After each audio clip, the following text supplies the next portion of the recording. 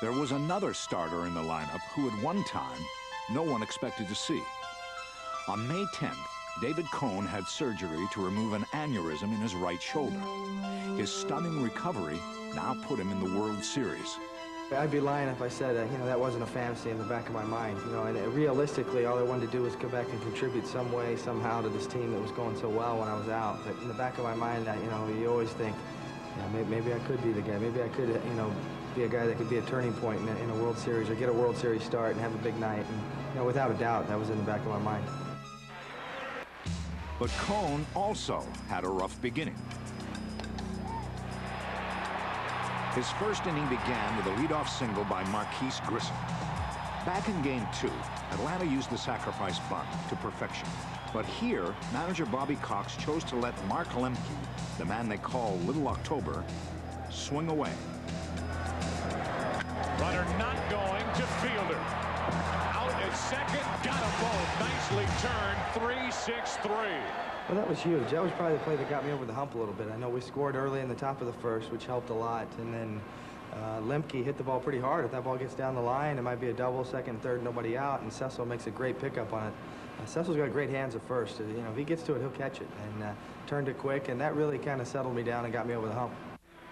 The Braves weren't giving an inch, but then neither was David Cone, a big-game pitcher who was pitching the game of his life, trying desperately to keep the Yankees' World Series hopes alive. He's working him over tonight. He's got some good stuff. Come on, Coney, put him away. That's tough. That's tough. That is tough. Good job. Good job, Coney. Nice job. Cone shut the Braves out until the 6th inning, when his counterpart, Tom Glavine, led off with a most patient at-bat. Yeah, I think him and David are buddies, Not right now. Not right now. 3-2 to Glavine, a leadoff walk.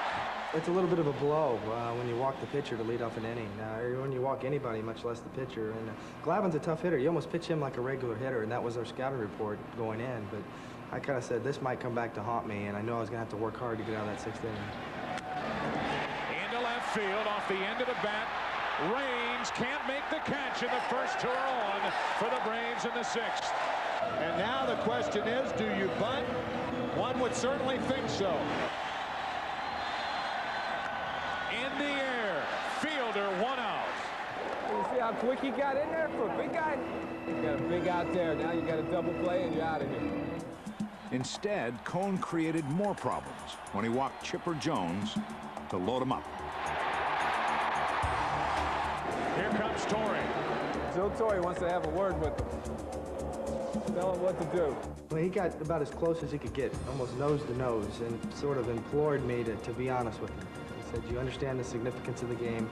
You know what the situation is. How do you feel? Tell me the truth. He never hesitated. If there was a little hesitation, I probably would have read something into that. And I told him I felt all right. I got us in this jam. I'll get us out. And then once he said, I get this guy, I'll get out of this. And to me, David Cone, if you have 70-75% of David Cone, it may be better than 100% of somebody else because he's been down that road before.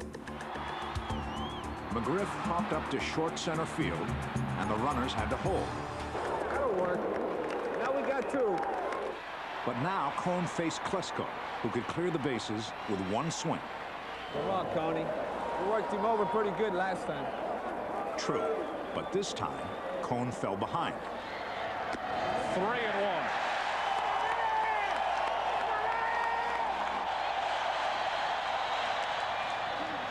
And he's full with Ryan Klesko at the plate. 2 outs, boy. This is it right here. This is all the tension coming out of this one. David Cone cannot believe that was called ball 4. Klesko's walk cut the lead to 2-1.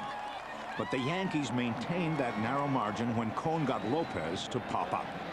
It was the end of David's night, and his father couldn't have been more pleased. A lot of pressure on him. It's kind of a must-win situation. I thought he was very careful, and just did very good. Very proud of him.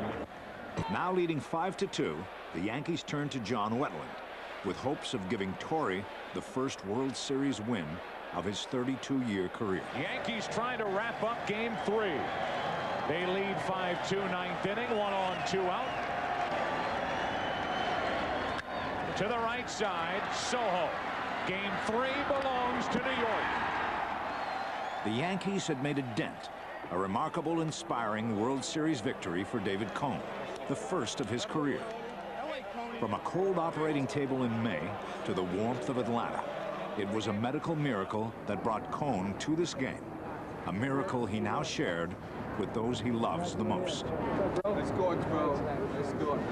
My parents were the first ones I saw when I woke up after having the operation for the aneurysm, and to come this far and to see the look on their faces after that game. And you know, my dad's sort of a straight-up guy, you know, handshake, you know, pat on the back, and kind of got him over there and gave him a big hug, you know, and it's kind of rare in our family, and not a lot of emotion showed like that, but there was definitely an outpouring of emotion that night.